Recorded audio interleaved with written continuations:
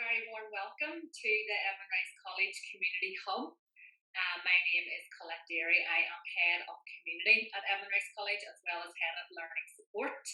And with me today I have Godek, Child Development Consultant, who I'm going to introduce to you all very shortly. If this is your first time visiting the Hub, let me just take a few moments to introduce the idea to you. So, prior to the COVID-19 pandemic, Evan Rice College transformed its buildings into a hub for the community. It's very much open in the buildings in the evenings, weekends, to meet community needs via night classes, training opportunities, and social events. We had art classes, music lessons, learning support lessons, IT classes, and various things like that. And then obviously in March 2020, we were hit with the COVID-19 pandemic and everything was put on hold. And since the turn of the year, we got our heads together and decided, well, how do we chat basically? How can we meet community needs when they're at probably their most heightened at this time of uncertainty and change? And we moved to an online platform, which has evolved somewhat into a digital toolbox for the community to tap into from the comfort and safety of their own home. So we have a website with various resources that the community can tap into, and it's very much a community initiative. You know, it's been put together by the staff of Evan Rice College. It's been contributed to by the pupils of Evan Rice College, past pupils, parents, carers, outreach workers that come into the school, local businesses have got involved, charity organisations and so on. So it really drives home the community ethos that we're trying to put out there, which has been fantastic. And as part of the work that we're doing for the community, we're running online events as well while in lockdown, just to spread a bit of hope, positivity and inspiration when it's needed. You know, a sense of togetherness is definitely needed right now. So you know, the online events have seen real success and sustainability, and there's something that we will continue on outside of lockdown, which is great. We ran an event for International Women's Day recently there, when the theme was challenge, and what we did was reached out to lots of women and some of our male allies as well who contributed stories of challenge, which was fantastic. We had contributions from North and South of Ireland, right across the UK and as far as New York City and Melbourne, Australia. So it was brilliant. Got some really, really good feedback on that, a really inspiring event. Then we had shopped in the Gaeilge and we ran some online Irish classes, which was received very well by the community. And then next month, it's Mental Health Awareness Month, and we'll be running some events in line with that, which is actually the focus of our community hub in response to a survey that went out to the community. We asked the community what they wanted, what they needed, and every answer came back asking for support with mental health. So the hub was actually launched by Siobhan O'Neill, the interim mental health champion for Northern Ireland, and we'll be running lots of events next month in line with mental health awareness. And our current event then is in line with Autism Awareness Week, which was last week, running up until this weekend. And 1st of April marks the start of April, which is Autism Awareness Month.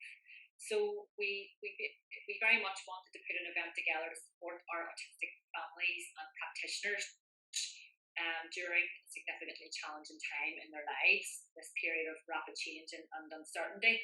And what we've done is we put a showcase of resources and inspirational stories together for you to browse through, and that will go live tomorrow.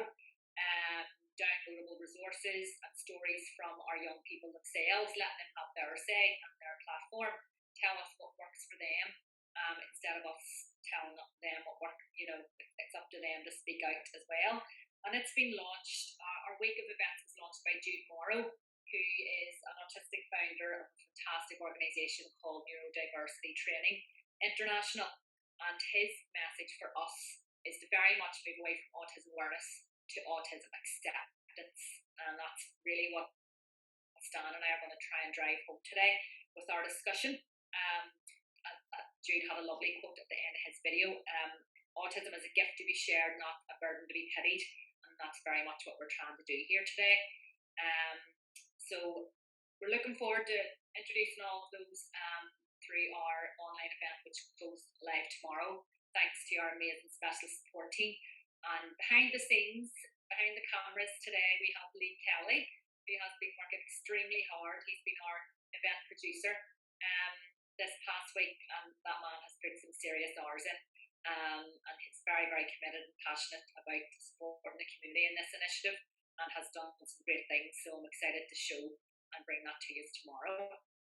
And I'm delighted then to introduce to you Stan Godek. So Stan, the more time I spend with Stan, albeit virtually, the more fond I am becoming of Stan. Stan has given up some very limited, his time is very limited at the minute. He's writing a book, and he has given up quite a bit of free time for us this week as we try and put this together. I know our live attempt was hampered by technical difficulties. So Stan has very kindly carved out a bit of time this morning so that we can get this recording done and put it out to the community. So thank you so much, Stan. Stan, I'm going to let Stan introduce himself because I won't do him justice. But very briefly, Stan is a child development consultancy in Scotland, and he's got a long experience of working with schools in Northern Ireland. He's actually going to be training some of our staff after Easter in resilience, and a lot of experience in autism, child trauma, and brain development. Stan has written a book on mindfulness techniques in children, which I have actually purchased for our learning support department. Because the focus at Evan Rice College on the return to school is very much going to be on the recovery curriculum in terms of the pastoral approach, getting the kids ready to get back to work, getting the mindset. It's not going to be come in, let's get stuck into your work. It's going to be come in slowly and address all of those kind of the mental health needs that we're going to need to be addressing. And I do think the mindfulness techniques book will really help that. So the specialist support teachers will be given a copy of that. We're very much looking forward to all the practical tips that Stan's going to provide to us, which he will tell some of us about some of them today.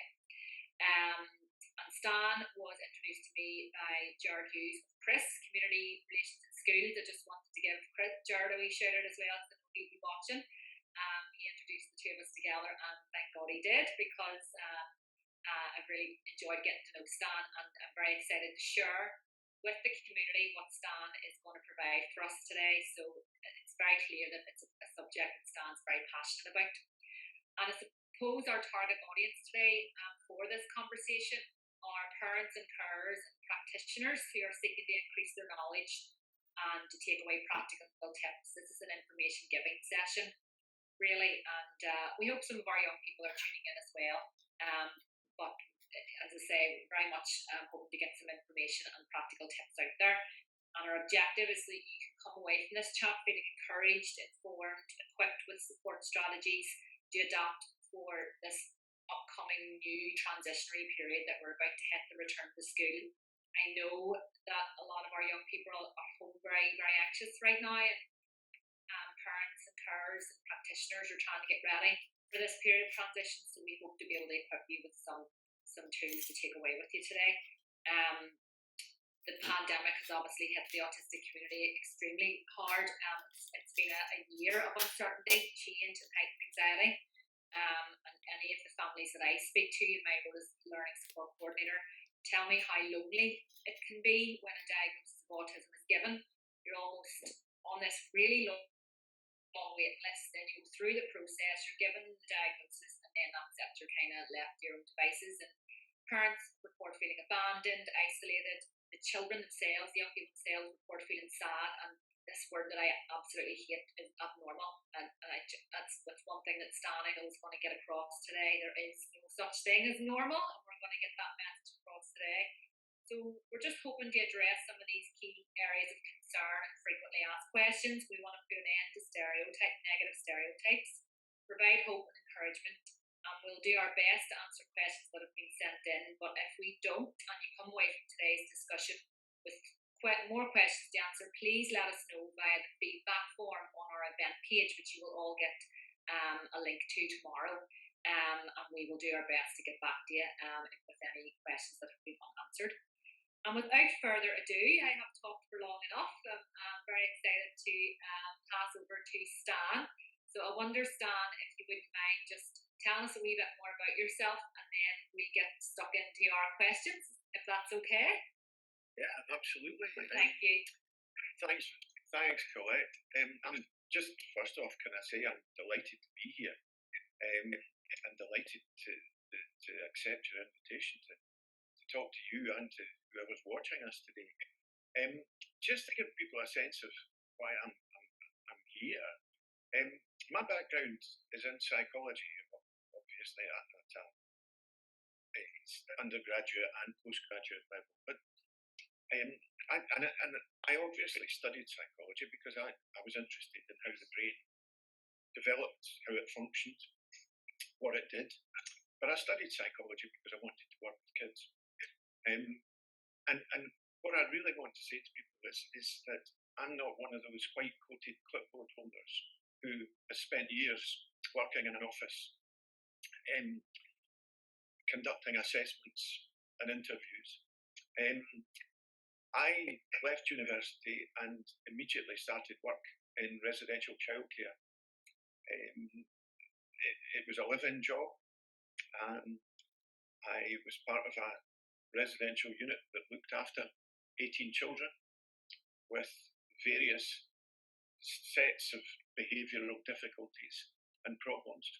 And you know, what I didn't realise at that time, all those years ago, was that probably about 5 or maybe 6 of those children were on the autistic spectrum. And because we didn't realise that, I'm sorry to say, we probably didn't offer those kids kind of help that they would have benefited more from. Thankfully, that's changed dramatically. Our knowledge of autism has changed dramatically. But just in relation to my own work, these days I work pretty much as a trainer, a consultant, and obviously a writer in all the areas that I've worked in. But I specialised in working, obviously, with challenging behaviour, with children whose behaviour challenges us. And I dealt with trauma, I dealt with anger, I dealt with aggression. And that's informed my work as we've gone through. The important thing that I'd say to people is about myself. Is that I honestly couldn't tell you the number of children that I've worked with over the years, because I've spent at least 30 years working directly with children, with young people, with young adults, and indeed their families. So I've worked with a lot of people. And I honestly, as I said, couldn't tell you how many, but what I do know is that I've learned something from every one of them. And I've particularly learned something from every one of the children that I've worked with who are on the autistic spectrum. Every one of these children is an individual, a unique individual, and they've got something to show us. They've got something to teach us. And if we're prepared enough to listen and to watch and to take on board what they're trying to tell us, then we'll learn so much.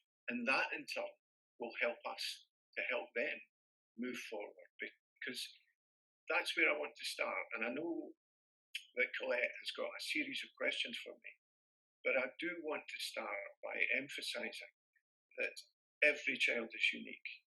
And it's so important, as Colette said earlier, that we get rid of terms like abnormal. We do not want children who have been diagnosed as autistic to feel that they are not normal in any way. They are special. They are different because their brains have been wired slightly differently, and we'll talk about this as we go through the morning. But that's why it's so important to understand autism, to accept autism, and to work with these children as the unique individuals that they are, and to make sure that we get across to them that they're special, they're unique, and it's an absolute joy to work with. So that's me. Um, let's work together this morning and see if we can help each other. But again, Colette, I'm sure you've got questions, so why don't you start and fire away? Yes, I'm excited. I'm looking forward to this. So I suppose we'll start right back to the start. I would work with a lot of parents who come to me even at the very, very, very start of the whole process where they have noticed maybe some notions in the house or some sort of difficulties, some barriers, and they come to me for advice. And then we get them started on the journey. And there's a lot of parents who are then given this diagnosis of autism and they have no idea what autism is. And I suppose as part of the diagnosis, there is a program that parents are put on, but there can be a waiting list for these things, and they're left in this kind of limbo phase of what is autism. And there's phrase autism and there's phrase Asperger's syndrome, and they're given all this new terminology. So if you could just talk to us about that to start us off, that would be great. Yeah, certainly. What I'll start with is what the classic definition of ASD. You'll hear many terms, and you're going to ask me about Asperger's in a minute or two, Colette. But people will hear many terms. They'll hear the term ASD, autistic spectrum disorder. They'll hear terms like pervasive developmental disorder. Let's stick to the term autism, because that's what we're dealing with. So let's stick to that today. And see, autism is a lifelong developmental condition. And what it does is it affects the way a person communicates, it affects the way a person interacts with others, and indeed with their environment. And here's one of the crucial things. It affects the way that a person processes information. And I'm going to talk to you in a wee while about the brain, but just to think about that for a second, processing information is hugely, hugely important because that dictates how we learn, how we remember, how we react to situations, as well as how we communicate. And so, if you have a problem processing information, it can affect so many aspects of your life. So, that's the first bit to think about in terms of autism. And the spectrum, why it's called a spectrum, is it refers to the range of ways that the condition presents in an individual. And what's so important to remember here is that these ways in which the condition presents can vary greatly from person to person, and it can vary throughout a person's life. So that's an initial definition. Now, you'll also often hear, as parents or as practitioners, professionals referring to what are called the three characteristics, or the triad. Now, the triad really refers to three distinct characteristics that impact on how someone thinks, how they feel, and indeed how they behave. And the three characteristics are social and emotional interaction, imagination and flexibility of thought, and social communication and language. Now, again, I'll very briefly run through each of these for you. In terms of difficulty with social communication, people with autism have difficulty using and understanding verbal and non-verbal language. And by that, I mean gestures, facial expressions, tone of voice. People who are on the spectrum quite often struggle with jokes, with sarcasm. They tend to take language very, very literally, often in black and white terms. And some people with autism might not speak at all. They might have fairly limited speech. They might understand what people say to them, but they might prefer to use alternative forms of communication, such as sign language or drawing. And if that's okay for them, it should be okay for us. Now, difficulty with social imagination is equally important. It's another part of that triad. And really what we're talking about here is the difficulty in understanding and predicting other people's intentions and behaviour, and also imagining situations that are outside their own routine. And what this means is that people with autism very often carry out a narrow, repetitive range of activities. They do that because the world can be a really confusing place. In fact, sometimes the world feels like it's a really threatening place. And we'll come back to that, but that's one of the reasons why people with autism like routines and so often engage in a narrow and repetitive range of activities. But you see, the important thing also to say here is a lack of social imagination shouldn't be confused with lack of imagination per se. It's really important for me to say to you that so many people with autism, so many children with autism, are hugely creative.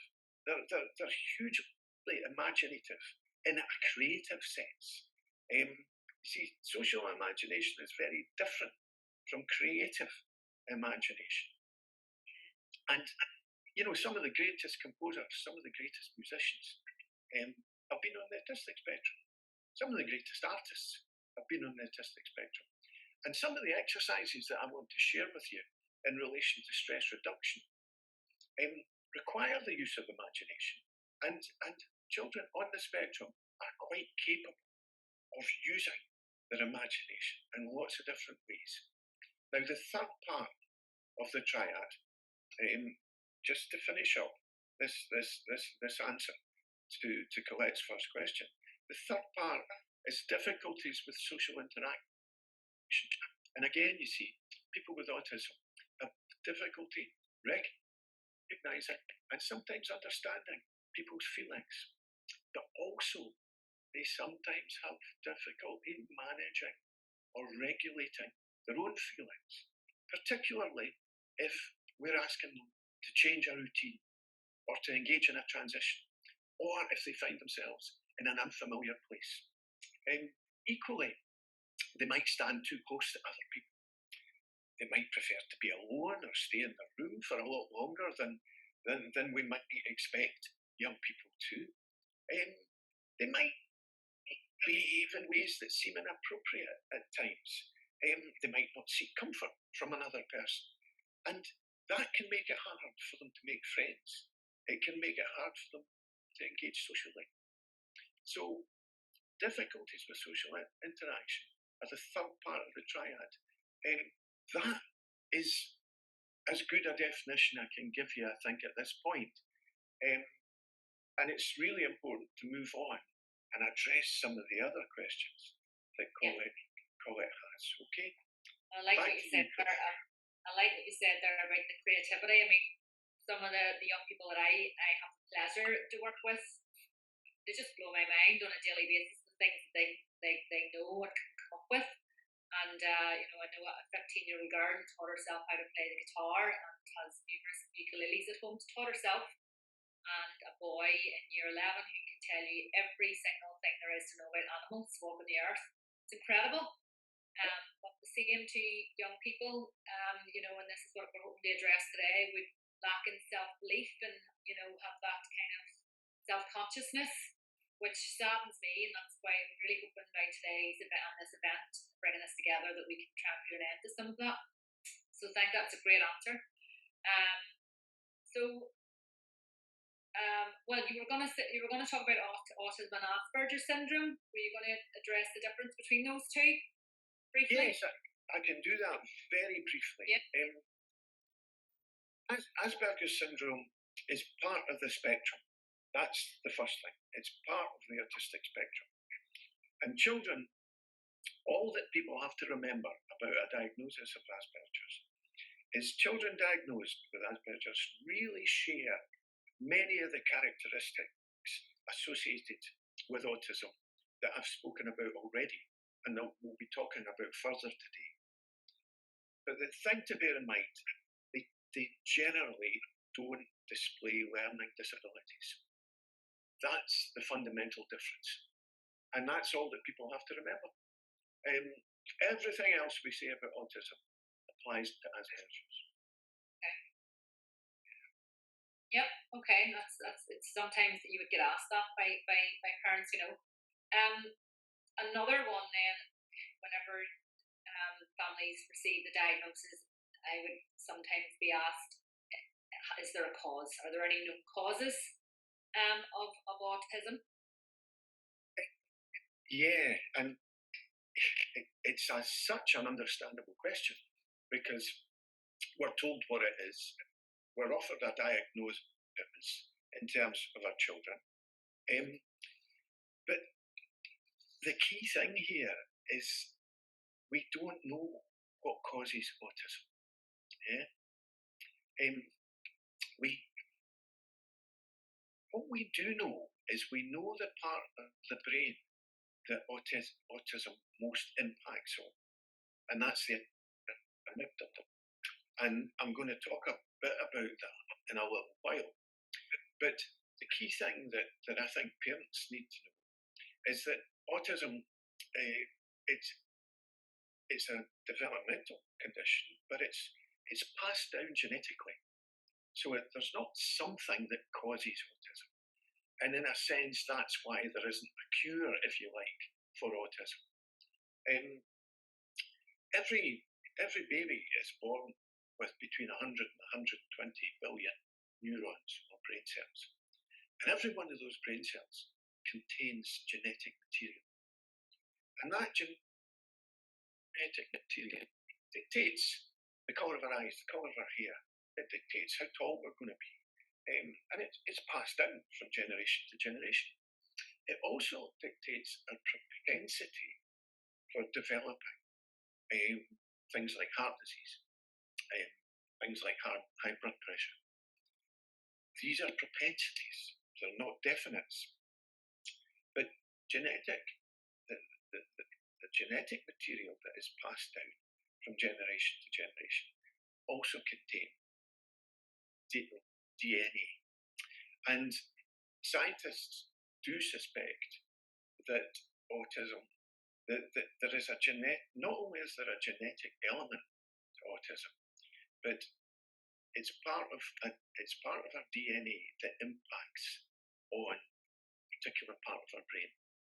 And that's why it causes the behaviours that we see. It causes some of the learning difficulties that we see. It causes how a young person, for example, can often react emotionally in a way that surprises us to triggers that we perhaps haven't seen or identified. So the short answer to the question is there isn't a known cause to autism.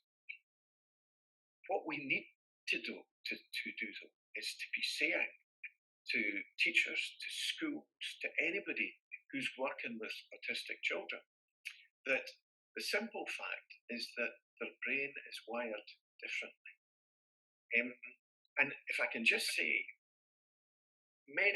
all the years I've been working in this area, one of the things I've tried really hard to get across to schools is the fact that an autistic child is different, yeah, because their brain's wired differently. But an autistic child should not be labelled disruptive or aggressive or troubled or troublesome or dare I say it, bad. So often in the past I saw children at school who were triggered by, and we'll talk about triggers later on, but you know, a trigger can be a sensory thing. It can be something a child sees, or it can be light that's too bright. It can be something a child hears, a sound that's too loud that nobody else hears. It can be a smell. It can be a sense of something. And when you're on the autistic spectrum, that trigger can set off what we call an amygdalic reaction. And it triggers fight, flight, or freeze. We'll talk about that later. But so often in the past, when I worked with schools, the reaction to a child as they saw losing it was to remove the child from the class, or indeed remove the child, exclude the child from the school. And the message that other children in the class got was that wee Jimmy caused a problem today. He threw a tantrum, kicked his desk over, he screamed at the teacher, and he interrupted the lesson. And the message that these kids took home was that wee Jimmy's bad. He's a bad boy. When in fact what was so important, and what thankfully is happening now, is that teachers are explaining to the class that wee Jimmy is upset at the moment. He needs a bit of time to settle down, and this is how we're going to do it. And when that same teacher explains to the class that wee Jimmy is on the autistic spectrum, we've got a chance that those kids are going to go home to mum and dad, and they're not going to say, wee Jimmy's the bad boy in the class, and mum and dad aren't going to come to the school and demand that he be excluded because he's interrupting our kids' education. What we want are those kids to say to mum and dad, you know, wee Jimmy acts like that sometimes because his brain's wired a wee bit differently from ours. But you know what? When he calms down and he comes back into the class, he's fine. And that is what we need to get across to people, isn't it? You know, okay, there's no known cause of autism, but this is what it does, and this is how it affects children. Bit of a long answer, Colette, but I hope that helps. It's very, very, very useful, and I suppose I'm going to move on to triggers now. Funny enough, I was having a conversation with a parent just yesterday about triggers and meltdowns, and he had been told that, you know, when an autistic child experiences meltdown, as you said, this amygdalic reaction, it can be attributed to somebody with epilepsy having an epileptic fit. So if someone has an epileptic fit and, you know, they're removed from class, they're not deemed as bad. That's just something you can't control. It's a chemical reaction in the brain. Something has triggered that event, and it's very much the same in autistic children and young people. And I suppose it would be good to get your insight into the types of triggers and events that there are to be aware of that can maybe cause meltdown, and maybe advice on how parents can support their young people in how to self-regulate. You know, in school, for example, when mum and dad aren't around, and indeed our practitioners who are in the classroom on regulation techniques. Yeah, there's a whole range of stuff that we can talk about here. Before we get onto the brain, one of the things that I think it is important to say, and one of the causes of difficulty for children on the spectrum, see, we spoke about the triad, we spoke about the characteristics, but perhaps I should have added to that children who are on the spectrum, they love routines. Yeah, they need to know what's going to happen and when it's going to happen, just about every day of their lives. And this need for routine is because the world, as I said earlier, can feel like a very strange place. When you hear sounds differently from other people, when light affects you differently from other people, when the parts of your brain that are taking in stimulus are hugely impacted more often and more regularly than other people, it can feel scary. It can feel unsafe. And that's one of the reasons why children do need their routines. They do struggle with change, with transition. And if we don't understand those routines and allow them to happen, then any changes in routine can be a huge trigger, can cause even a meltdown. And if parents, an example I would give you is very often an autistic child I was working with. I do a lot of consultancy work with foster carers, for example, these days. And a mum and dad I was working with we're looking after an 8-year-old boy who's on the spectrum, and he's a very bright child, but he needs to go to school. He needs to get up the same time in the same way every morning. He needs to know that his school bag is going to be packed in exactly the way he needs it to be packed. He needs to know what he's going to have for breakfast, and he has the same thing for breakfast every day. He needs to know that his toast is going to be cut into quarters, and his peanut butter is going to be spread right into each of the corners of these quarters. He also needs to know that mum will take him to school in the car, and that they'll go exactly the same way every day. And that's his routine. And if that happens in that way, he gets to school quite well, and he's quite okay when he gets there. But if, for example, there's roadworks and mum doesn't know and she has to go a different way, that wee fella can just fly off the handle in the back of the car for what would seem no reason to somebody outside the car.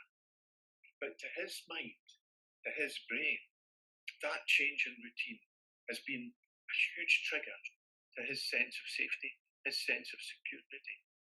And so that's the first bit that we need to share with parents and with teachers, is if there's going to be any change whatsoever, any transition in a child's routine, whether it's in the morning, whether it's during the day, then we have to prepare the child for that change. We have to explain to them what it's going to involve, and we have to make sure that they understand what we've said to them, so that they can manage that better, because those changes can be huge triggers. Yeah.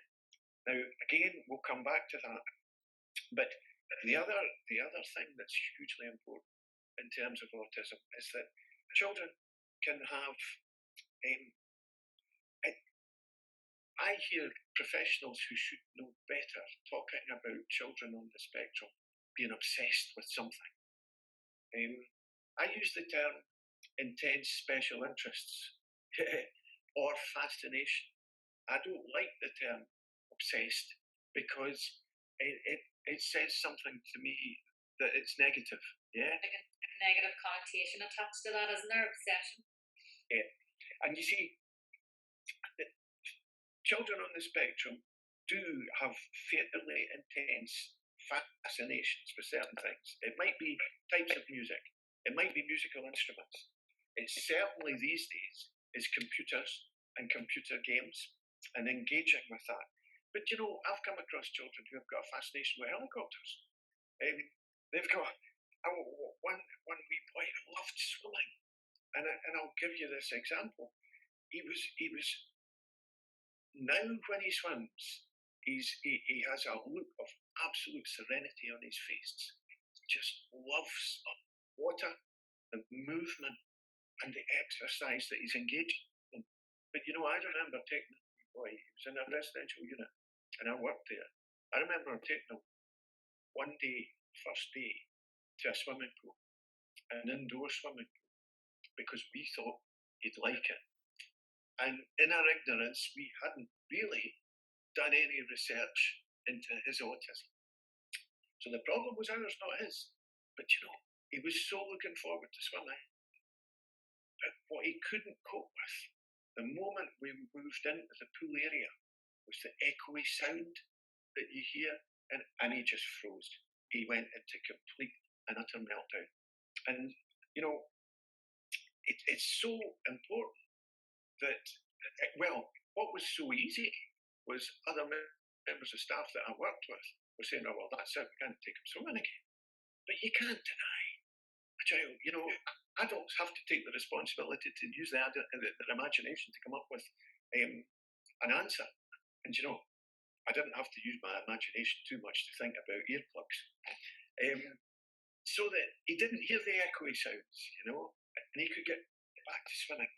He just loves it. So you know, these are not necessarily obsessions, they're fascinations. Yeah. And they can change over time, but they can also be, and they can be used positively as well as negatively. The other bit that's really important to mention here is sensory sensitivity. And that's about any of our five senses: sight, sound, smell, touch, taste. This wee boy in the swimming pool, it was sound. He was hyper sensitive to certain sounds.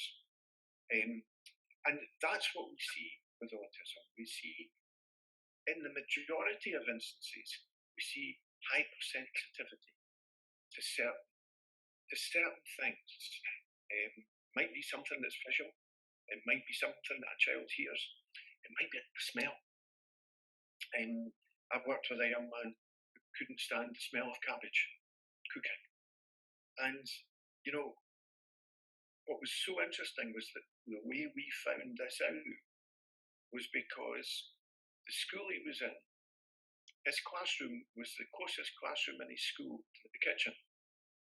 For some reason, the school he was in only served cabbage at school dinners on a Friday. No. Nobody understood how this wee man just lost it completely at round about 11:30 on a Friday morning. And among other issues that he had was a hypersensitivity to the smell of cabbage. And once we'd identified that, and once we moved his seat in the classroom, and we bloody well took cabbage off the menu, I'll tell you, in that school, he was fine. So, that there's hypersensitivity and there's also hyposensitivity. Now, hyposensitivity is when your senses are dulled. There's a wonderful project in Glasgow called the Godek Centre, who work with people of all ages who are on the spectrum, the autistic spectrum, as well as having other issues, other disabilities. And one of the things that people are surprised at when they walk in there is all the radiators are up near the roof, rather than as they are in most houses, they rise from the floor. That's because with, for example, hypersensitivity, senses are dulled to the extent that a child might touch something really hot and not feel it as being hot and can very easily be burned. So we're working with, potentially, in the main, hypersensitive, but also hyposensitive. So it's really important to think about the five senses. And what I was saying about, for example, some sounds can not only cause extreme anxiety, but can actually even cause physical pain. And that causes a reaction. It can cause an absolute meltdown. But it's our job to understand that. It's our job to identify these issues and to remove them from a situation, or to do what we can to alleviate their impact on a child. So I hope that fits. It does. Colette, Yeah, as you said, it's very much up to us, our problem. It's, we need to be the ones that work out the solution. And it reminds me of a lad that started with us this year, and his dad explained to me, a bit like what you said there, the physical pain. He can't make eye contact, and if you make him make eye contact with you, it will physically cause him pain. So it was important to get that across to staff. Sometimes whenever a staff member is engaging with a pupil and they're rolling their eyes, you can't be like, look at me, it's not a one size fits all. It's a very unique thing. Every child is different, and it's important, for autistic people to give them a voice. What we do at Emerald College is we give them a template to fill in. What works? You tell us what works. What doesn't work for you? What do we need to avoid doing? And we put that together in what's known as a wee passport, and we give that out to the staff so that they're very aware. Because every child is different, and we, as you said, some of these things can cause physical pain. And it's important for us as adults to be aware and to be 2 steps ahead. exactly what you said there. It's so important to get that across to people. It's our responsibility to help the child tell us these things. It's our responsibility as adults to help the child set up a way of communicating with us. You know, to give you an example of that, I remember managing a residential unit, and we had a fairly new resident, a young woman who we knew was on the spectrum, and she lived in the unit and got a taxi to the school she attended. The school was a specialist school, excellent school. We did our best in the unit, but when we were still getting to know her, what we didn't realise was the importance of routine to her. And just to give you this example, our first 5 days at school went swimmingly in terms of leaving the unit, and everything was done in relation to her preference, in terms of getting up, in terms of showering, in terms of breakfast, etc. And she got into our taxi and went to the school. The following Monday, our 6th day with us, or rather, our 6th school day with us, she got as far as the taxi door and went into complete meltdown. And the meltdown lasted for a significant period of time. The taxi went off. The day at school didn't take place. But what we learned from her was that she had reacted to not having a regular taxi driver looking round at her when the door was opened. And that was our problem, not her problem. Does that make sense? Absolutely, she'd expected to see the man who usually took her to school. We were the adults. We should have worked that out. We should have known that. And you see, the key thing there for what we did after that, we spoke to the taxi company and we got a photograph of every taxi driver that might at any time pick her up. And we made a chart. We put it on the wall. And we made sure that she knew who was going to be driving her taxi that day when she left the unit. You know, that's the kind of thing that we've got to do as adults. Yeah, definitely. To make life livable. For our young people. You know? That's great. And I suppose it's nice at this point to then begin talking about strategies. And I know the book that you've written, which I'm very much looking forward to getting my copy and having a good nosy through the mindfulness techniques that you've written about, because I know you've written quite a few in your book on mindfulness techniques for children and young people.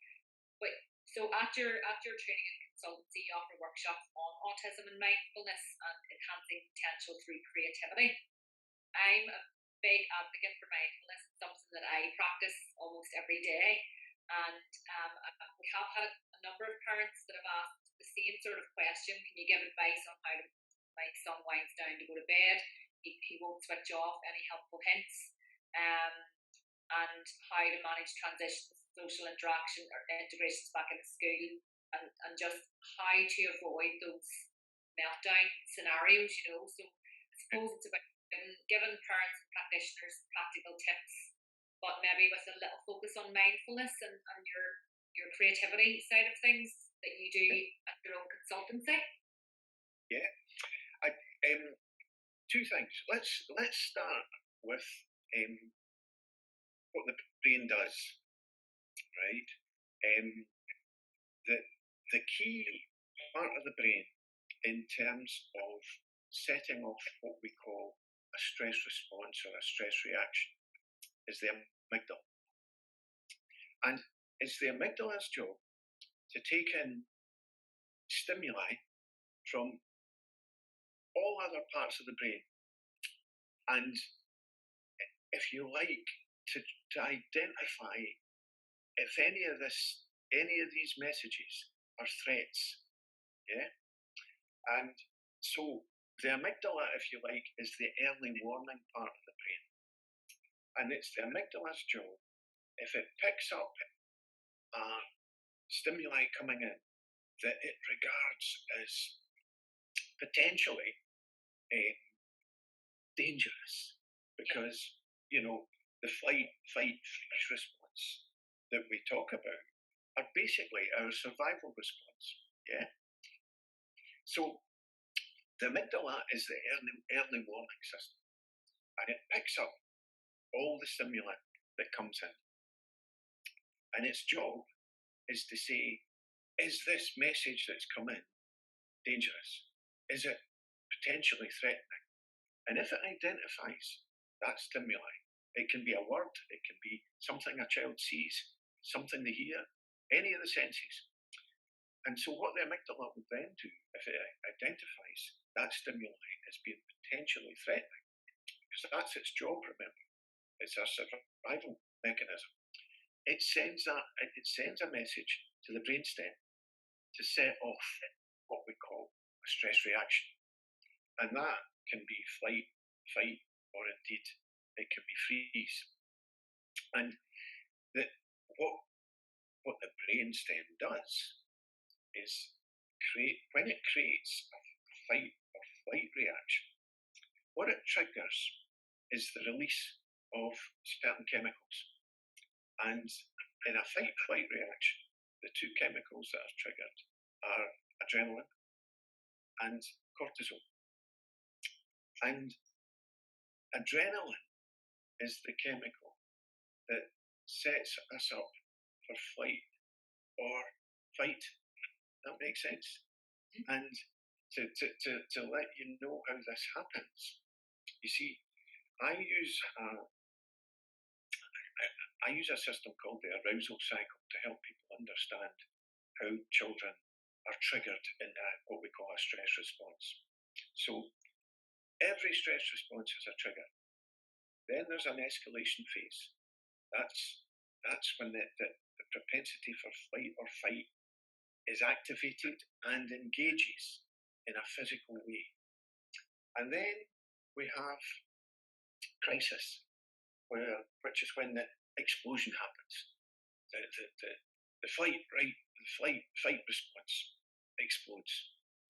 Following that, we have what we call recovery, and then we have a return to normality.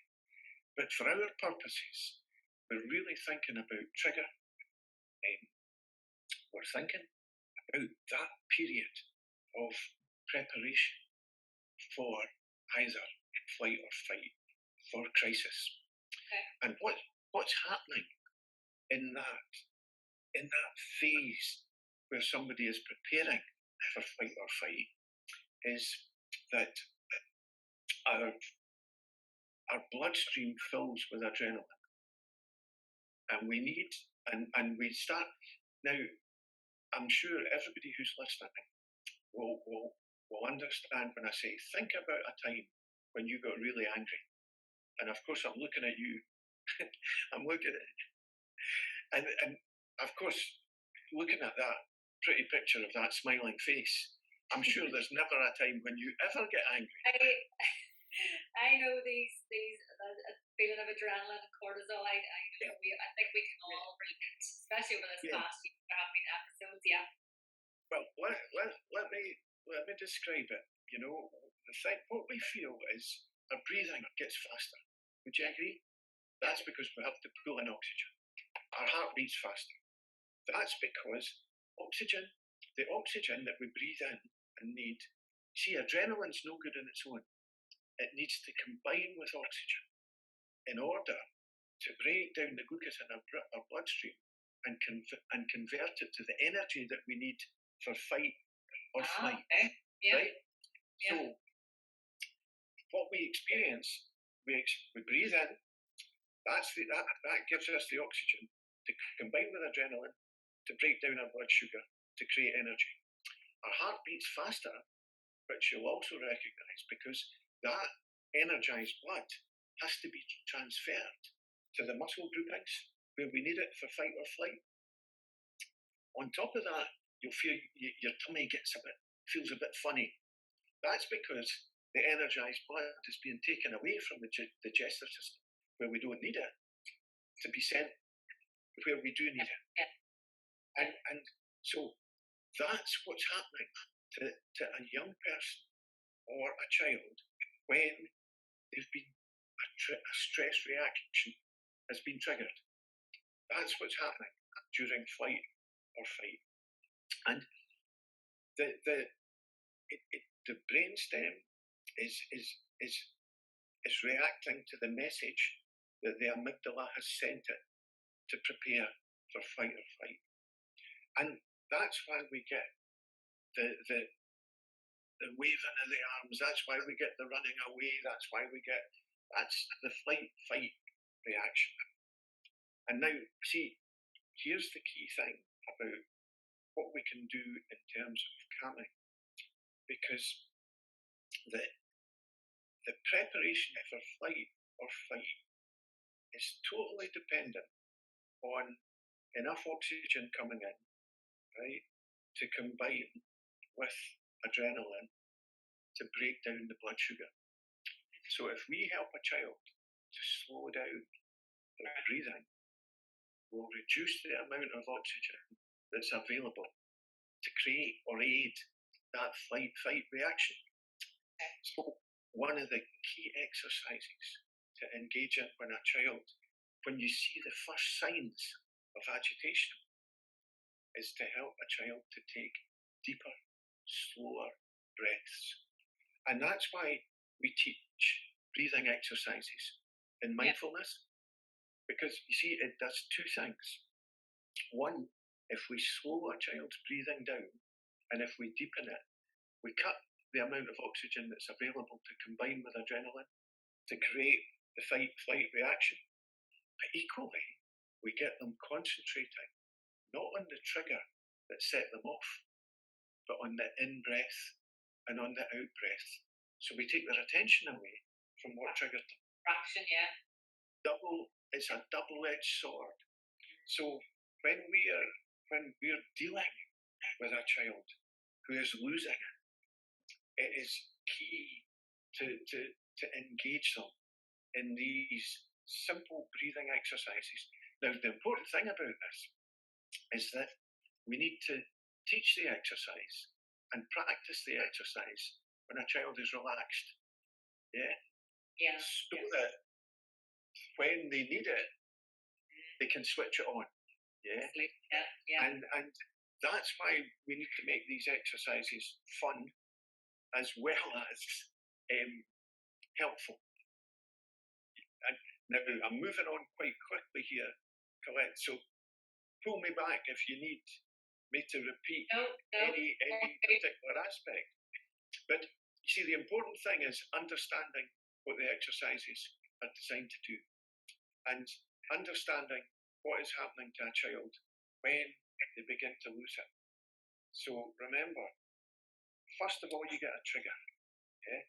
Then you get the escalation phase, and then you get the crisis, the explosion. And all our work, if we can't spot the trigger or we can't remove the triggers, which, there are so many triggers, that's pretty much impossible. Yeah. What we need to work on is that escalation phase. And that's what I was describing to you, is when the breathing is much more intense, the heart's beating, the tummy's churning. That's what's happening, it's preparation for flight or fight, crisis phase. And that's when we need to engage the child in breathing exercises. That's when, as adults, we need to use diversionary tactics. It's like to try and take the child's attention away from what it was that triggered them. But the key thing about breathing exercises is if we slow and deepen the breathing, we reduce the amount of oxygen that's available to combine with adrenaline to create the crisis, or to create to fuel the crisis stage. So breathing exercises are all about in-breath, out-breath. Gentle in-breath, but deep in-breath. And ideally, I want to see a child being told to, when you breathe in, push your tummy out. When you breathe out, pull your tummy in. And I call it chi breathing. But it's an exercise. That's a visual thing. That's a tangible thing. You can feel your hand. You know. Yeah. And you can encourage a child to put their hand on their tummy. Yeah. So that when they breathe in, feel the tummy pushing out. Yeah. And their attention goes on to their breathing. And it's the double-edged sword that we spoke about. The other strategy that I often teach is what I call, it's almost a meditative technique, in that it's a visualization exercise. It's helping a child to identify what they might call, or what we might help them to call, their happy place. Yeah. And when we engage in visualization with children, what I want people to do is I want them to remember, quite simply, that there are 4 elements that they need to remember. There's the visual element, yeah? There's the sound element, there's the taste or smell element, and there's the feeling element, yeah? So it's sight, sound, sensation, and smell or taste, yeah? So what we want to do is we want to get a child to think about, let's say, their favourite place that they ever went on holiday, or their best place that they visited with their mum or dad.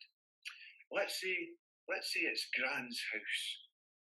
Yeah, I used to love visiting. I had a Polish Gran and I had a Scottish Gran. I never met my Polish Gran because she died before we could ever visit. But I loved my Scottish Gran and I loved her house. So my favourite place, my happy place, let's say, would be my Gran's. So what if somebody was working with me, what they would get me to do would be to create a visual picture of my Gran's house and my favourite room in that house, and to describe it. It was the kitchen, right? So the sight, the S, the first S, is the picture of the kitchen. The second one is the sounds, and that would be her talking and her voice, really gentle voice. But it would also be the sounds of the pots and the pans and whatever she was cooking. And the third S would be smell or taste, and quite often it was what we call over here in Scotland tablet. You know, all right. A wonderful tablet. So it was the smell of that cooking and the taste. And the fourth S is the sensation that you feel when you talk about that memory. Does that make sense? Yeah. You feel good inside. Feel good. So, all the hormones. Yeah. So that's it. A visualization exercise is simply getting a child to create a mental picture of their favourite place. And the 4 S's make sure that they use 4 different compartments of the brain, and it makes it a much more powerful exercise. And so what you can do, the key thing is to help the child talk about these 4 S's when they're describing their favourite place. Write it down or memorise it, and then get the child to close their eyes and you tell them what you've just been talking about. Get them to go there in their imagination. And that's a visualization. And it's an incredibly powerful method of bringing a child back down from crisis, or to help them stop themselves from moving up the escalation phase and reaching the crisis point. So that's brilliant. There are two types of exercises that I would recommend to people. Can you talk us through the one you had done with us the other day? Just one more, give us one more. And I'm going to kind of use the word meditation here, but only from the point of view of, I call a lot of the exercises I teach children and adults, I have to say, meditative techniques, because what they do is they bring us down from crisis, they bring us down from wherever we are in the escalation phase.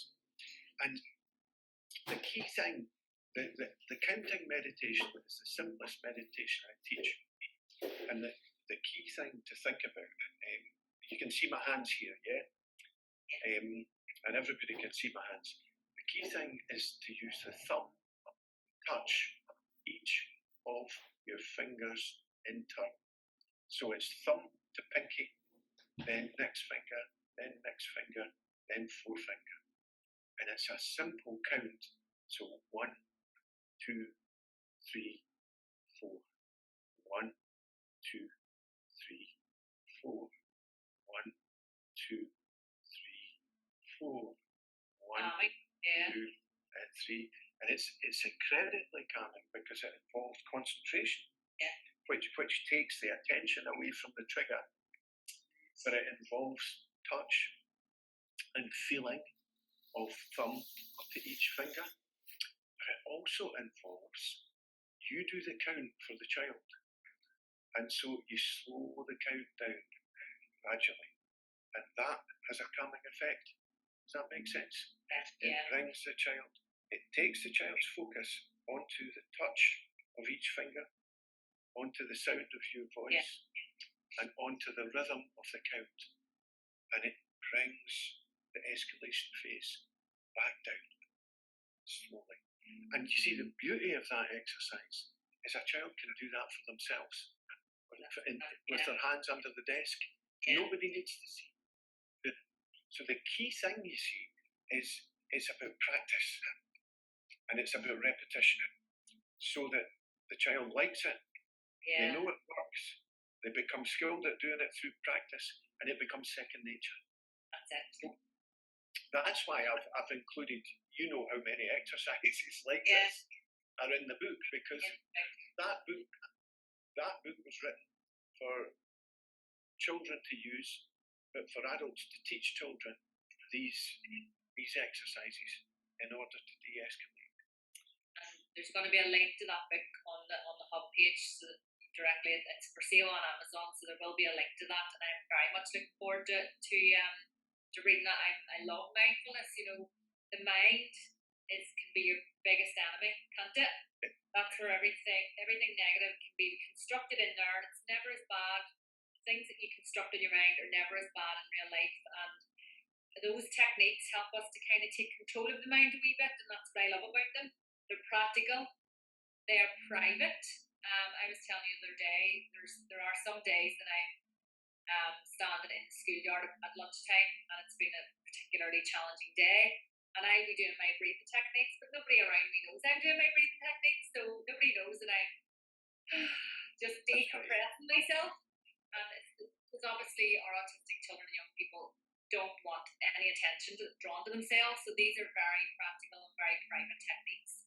But I think what you said about practicing them outside of that state of stress, getting the kids used to it, and becoming a thing, a habit, as you say, is really, really useful.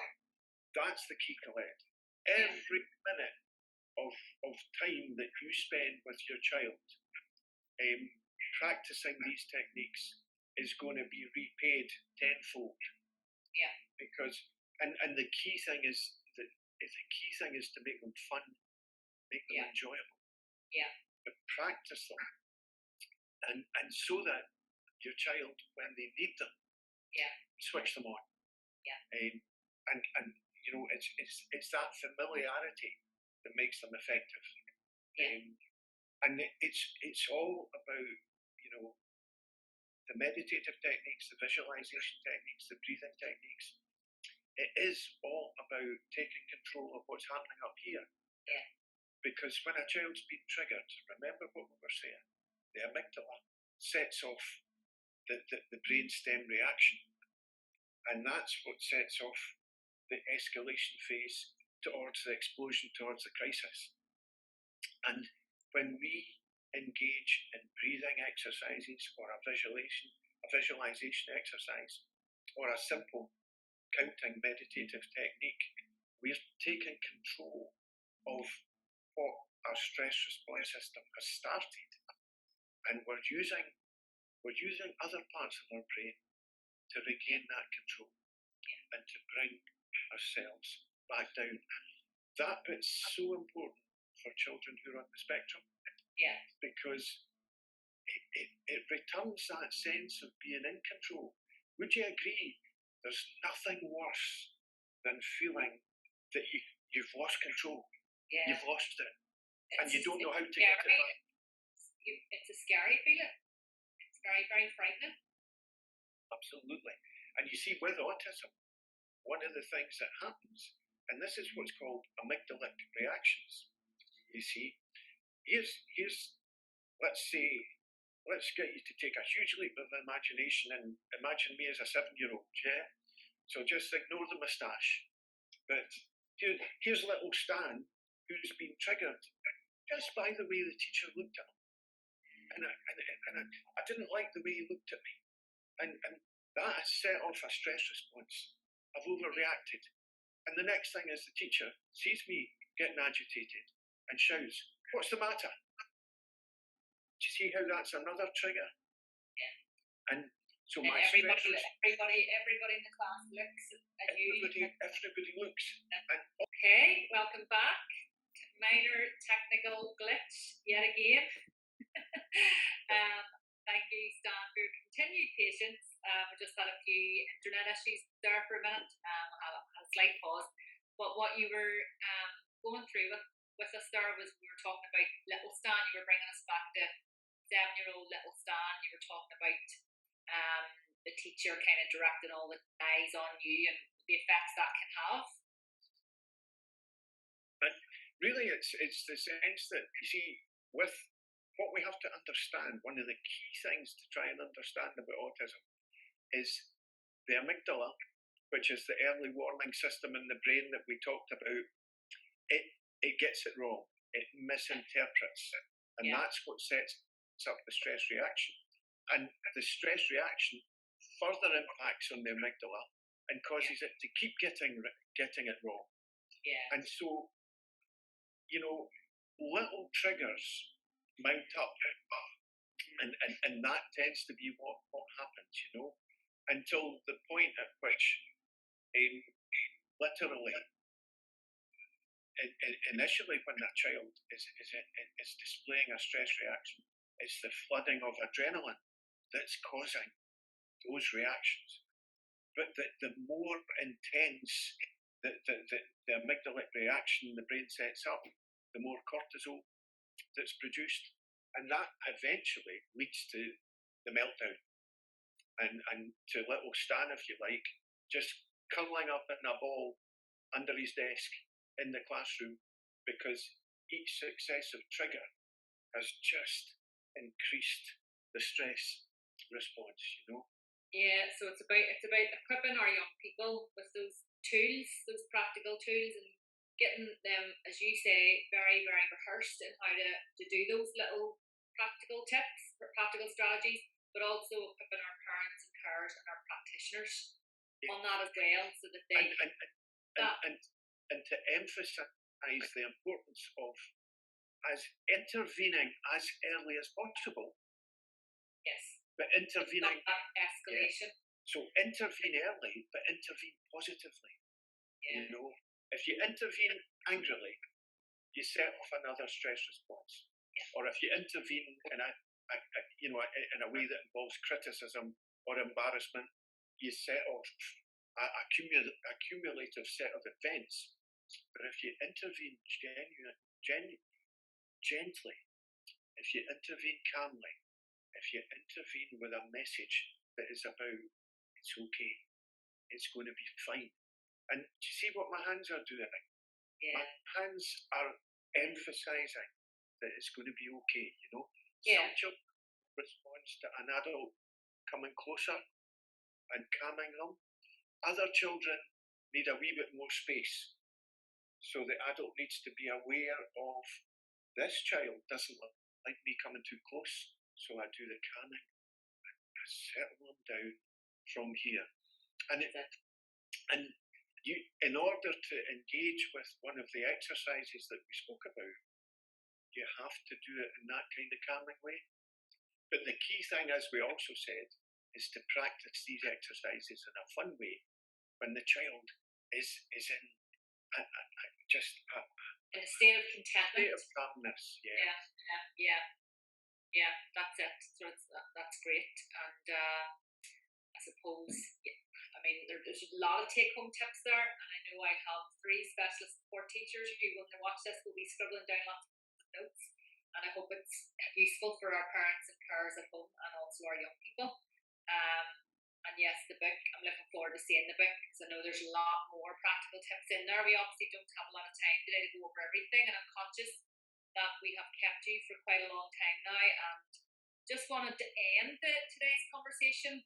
I think we've covered loads today, and it's been a really, really enjoyable conversation, and I hope that's the same for those watching. But I want to sort of target our young people for our final thought. Very conscious this week, World Autism Awareness Week, and April, World Autism Awareness Month. You're shining a spotlight on people who don't want the spotlight shone on them, and who, just want people to understand and to accept, that word accept.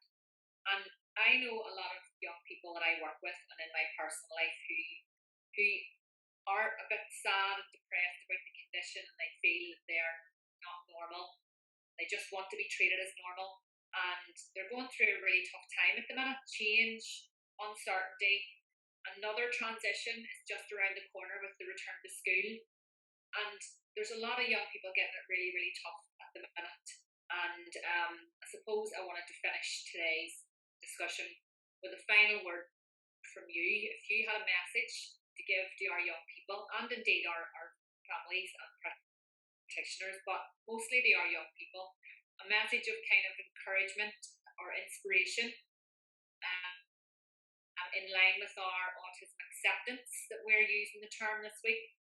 If you wanted to finish with some kind of words of encouragement directed at them, I suppose parents can fast forward to the very end of our little interview and let our young people see this message from you, or indeed tell that to the young people themselves. But if you could leave us with some words of inspiration to finish today's amazing discussion, which I have got so much from myself, that would be great. Yeah, I mean, the message to the parents really is that your child is not only special, but your child is unique. And it's so important to emphasize the positives in everything that you do. And your child will respond to that.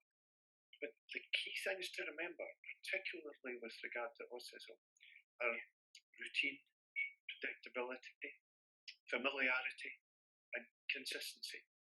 And if we retain those 4 points in the classroom and at home,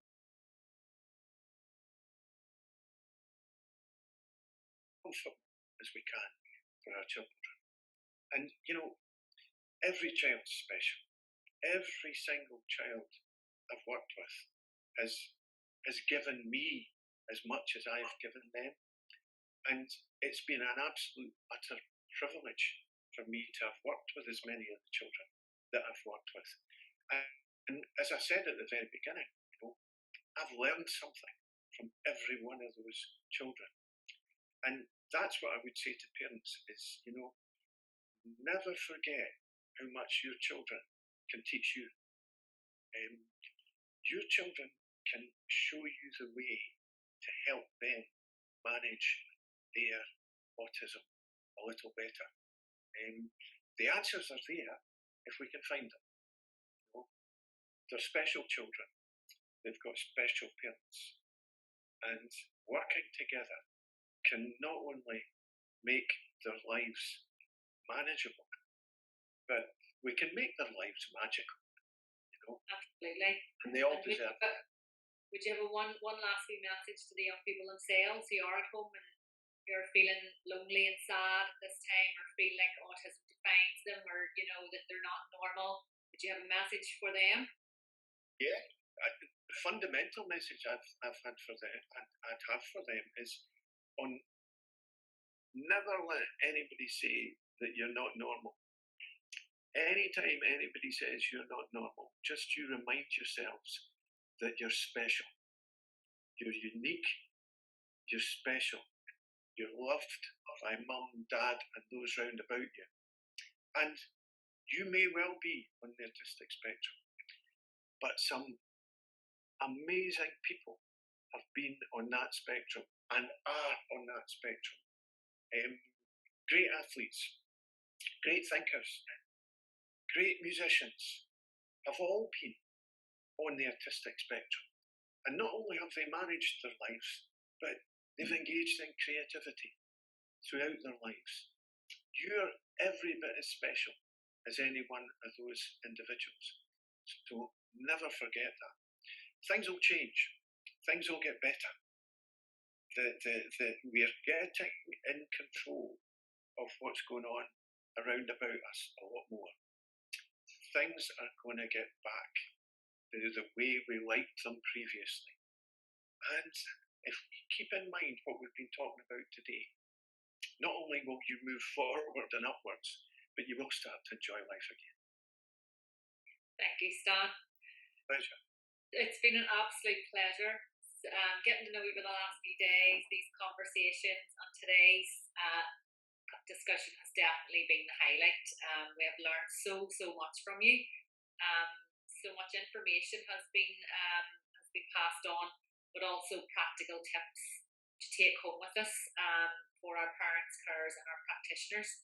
And I do hope that people do go away from today's discussion feeling a wee bit more encouraged and a bit more sort of equipped to face this next period of transition. So I want to thank you so much for your time.